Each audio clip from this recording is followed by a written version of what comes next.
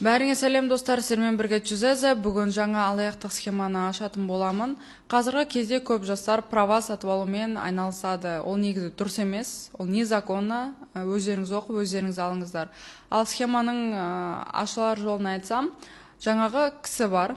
Осылай права жасаймын, телеграмға өтіңіздер деп сіздің информацияңыз сұрайды. Сізден не сұрайды? Оформление үшін сізден 3-4 фотоңыз жібер дейді, және де подписіңізді жібер дейді. Удостоверениенің алдын артын, енді біліп отқан шығарсыздар, удостоверениенің алдын артын жіберсеңіз сіздің атыңызға кредит кетеді. Ешқандай да права алмайсыз, сообщение өшіріледі. Сосын кредитті өзіңіз төлейтін боласыз.